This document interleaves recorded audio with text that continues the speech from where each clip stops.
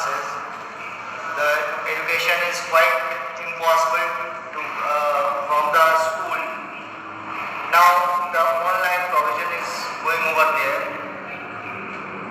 In this situation, I want to say, take attention towards your videos, whatever is made by the teachers, and I am going to explain one of the chapter today. Go through it. Students, this chapter is based on various aspects of developments during Vedic age. We have to go through the chapter accordingly. Introduction, major sources of information about the Aryans, the Vedas, early Vedic period, later Vedic period, and recapitulation. Students, it is commonly estimated by the historians that the Aryans were originally a tribe people from Central Asia who were inhabited around the Caspian Sea area nearby the 2000 BCE. They left their ancestral home and migrated to different parts of the world. Basically, they were the pastoral people, and in order to explore better opportunities for fertile pasture, to well being and breeding of their cattle, they migrated in a large number. Arrival of the Aryans caused to decline the Indus Valley civilization in India. The Aryan used to spoke a Sanskrit language which later recognized as a part of the Indo-European family. The Aryans rapidly settled down in the northwest part of India. This community was existed around 1500 to 600 BCE. As they were very fond of Sanskrit language and adapted an agrarian way of life, so this age is referred as Vedic age. It is divided into two major periods: early Vedic period between 1500 to 1000 BCE and later Vedic period between 1000 to 600 BCE. Students, Vedas are the important source of information about the Aryans of early Vedic period and later Vedic period. These books acknowledges the wisdom of the Aryans and their concepts about the lifestyle. These Vedas provide us the knowledge about science, culture, literature, mathematics, social behavior and conducts, medical line and many more. The important four Vedas are Rigveda, Samveda, Yajurveda and the Atharvaveda, pioneer of that time. Beside this, Brahmans, Aryanyaks, Aranyaks, Upanishads, Puranas, the epic Ramayana and Mahabharata were all composed during the time. Now we have to go through the early Vedic period. This period is also called Rigvedic age because the Rigveda was composed at this time. In this period, people were basically semi nomadic. They moved from one place to another in search of good pasture to feed their livestock. During their journey, as the size of their families settled grew and finally settled down at one place as settled cultivators. Geographically extent of the early Vedic age informs us about the extent of his tribe community from the land along the western tributaries of the Indus and the Gomti, the Kurmu and the Kuba. The region along the upper course of the river Saraswati was another important region of the early Aryan settlements. The family of the early Vedic period was referred to as Griha. It was a large unit of joint family. The institution of marriage was well established. Father was the head of the family, and the birth of the son was welcomed. However, the women were also respected. Gargi, Maitreyi, Lopamudra, and Gosha were some of the well known women scholars of this period. The social life was based on the Varna system. Four categories of Varna was divided on the basis of color of the skin. It was primarily used by Aryans to differentiate between fair skinned and dark skinned as Aryans and non Aryans.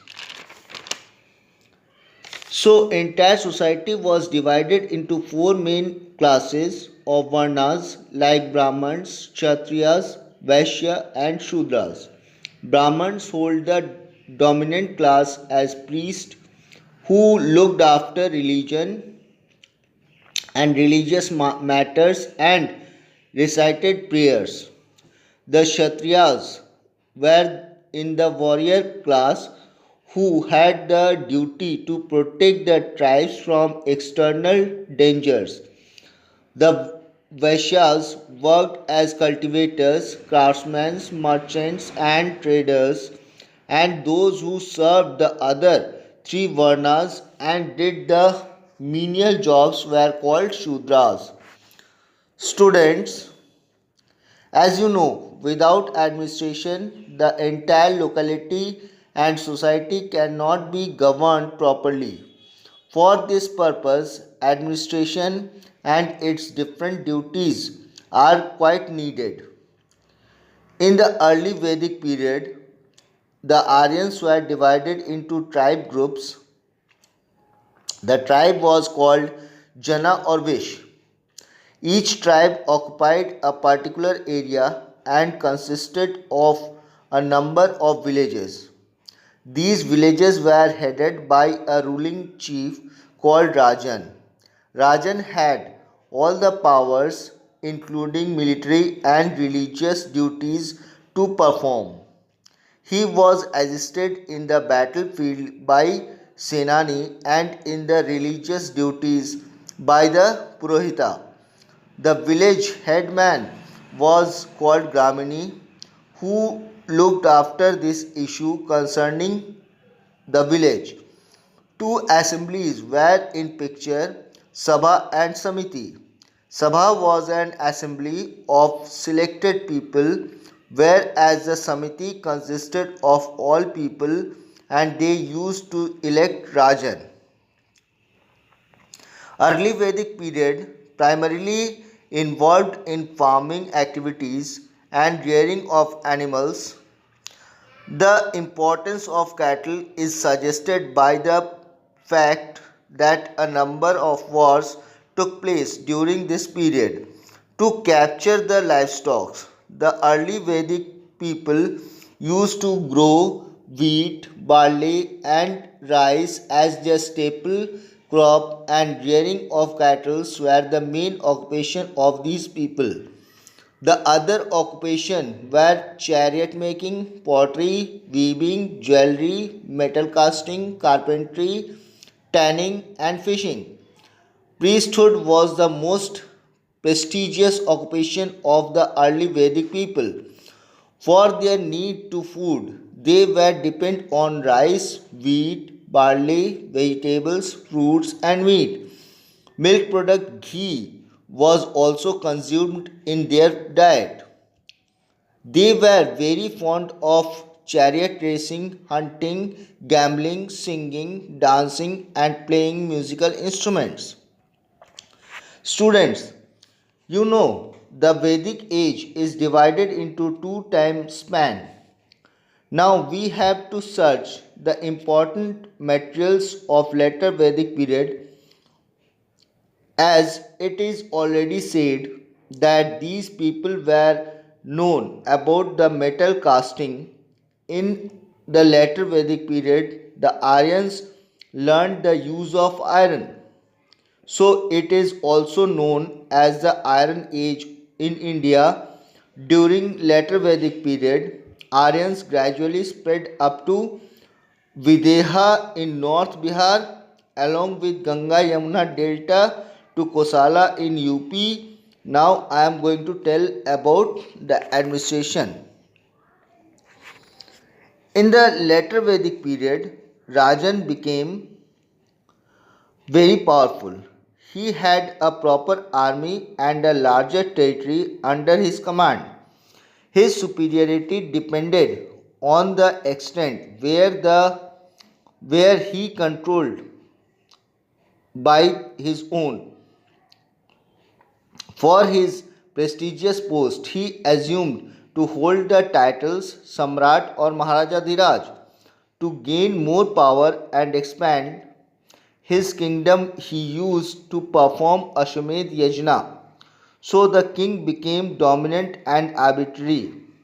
The position of the chief priest also rose in importance as he performed the rituals. Students, during the later Vedic period, a steady decline came into the society as the women in the society had a secondary position in their status. Now they were considered inferior than the men. Not only the position of women declined, but the upper class like Brahmins and Kshatriyas projected more dominant in the society. They had shared the power of rule. Vaishyas switched their occupation from farming to trade and crafts. The Varna system was changed into caste basis by birth. This period also marked the beginning of the hereditary kinship. As you know, during the early Vedic age, agriculture and rearing of animals were the chief occupation. Now, the agriculture became the chief means of livelihood. The use of iron produced better weapons and heavier agricultural implements. Weaving, leatherwork, pot making, jewelry making, and carpentry became more advanced to, due to implementation of tools. Students, in the later Vedic period, Surya, Prithvi, Varun, Indra, and other gods lost their importance. The place was taken by the creator as Brahma, the preserver as Vishnu, and the destroyer as Shiva. The other important female deities were also worshipped like Usha, goddess of dawn, Aditi, mother of gods, Prithvi, earth goddess, Aranyani, forest goddess, and Saraswati, river deity. The Vedic period ended around 600 BCE with the formation of big territorial units, the Janpads. It is very important to see how the advancement took place gradually to uplift the settlements during the past. This age is a landmark in progress of people that came to a culmination of modern lifestyle of the people. So this era has witnessed the advancement towards modernity.